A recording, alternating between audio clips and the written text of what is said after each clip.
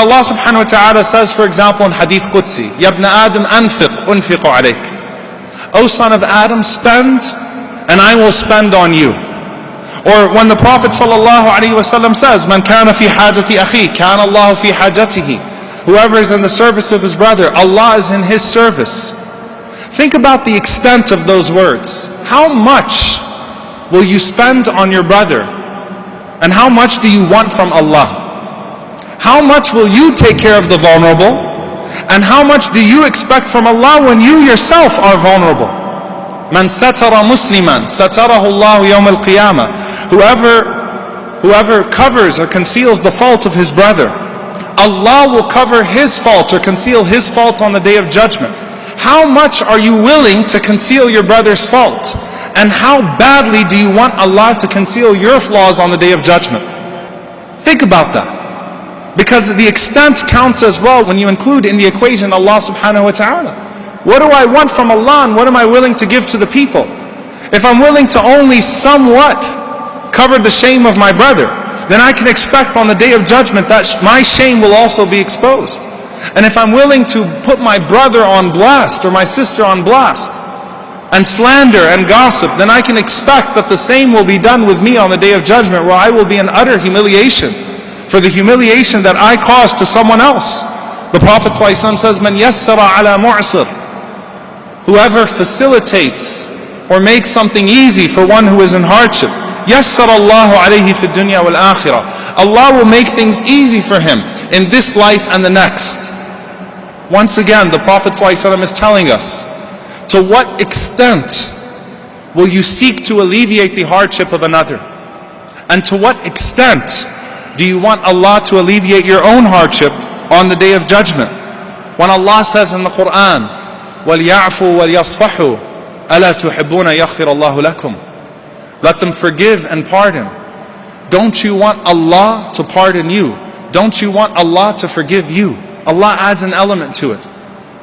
You know when you kind of forgive, but you make sure that the person never forgets that you forgave?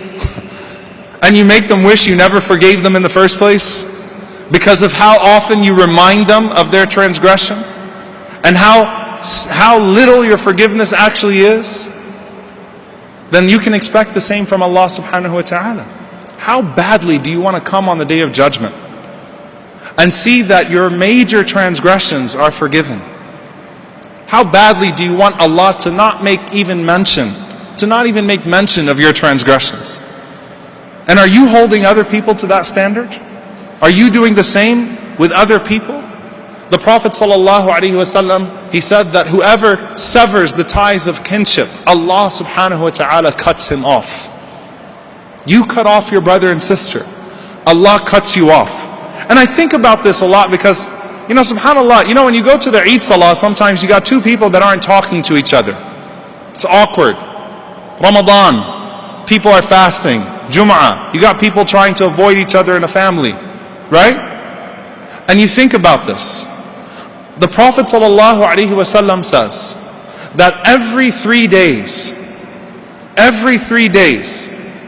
the deeds are presented to Allah subhanahu wa ta'ala. Monday and Thursday meaning. The deeds are presented to Allah subhanahu wa ta'ala. Your good deeds ascend to Allah every Monday and Thursday. And the Messenger ﷺ said, Allah looks to two people that are quarreling. And Allah says, أَنظِرُوا هَذَيْنِ حَتَّى يَصْطَلِحَا. Leave these two until they fix that which is between them. Leave them. You think about the silly things that you allow to put barriers between you and your brother or sister, you and your family members, that could have cost you Ramadan, that could have cost you your Hajj, that could cost you all of these things. Why? Because of your ego, essentially. Because of your ego. Now this does not refer to, just to be clear, because I've got to give this disclaimer, an abuser and the one who is abused. This refers to quarreling, making islah with those that you quarrel with, reconciling with those that you quarrel with. Don't you want Allah to do that with you? Don't you want Allah to treat you the same way? So why not forgive and why not pardon? And one thing that's very noticeable about all of these ayat and all of these ahadith is that the Prophet ﷺ, he uses the exact same wording every single time. And Allah uses the exact same wording every single time. Irhamu man fil ard, yarhamukum man fis sama. Show mercy to those on this earth, and the one who is in the heavens will show mercy to you. Spend, and I will spend on you. Forgive, don't you want Allah to forgive you? All of these times, the Prophet ﷺ uses the exact same wording to show you that Allah will treat you exactly as you treat other people. Allah will hold you to the standards that you hold other people. And so you want that mercy from God? How much of it are you willing to manifest as a human being? How much of it are you willing to give to someone else?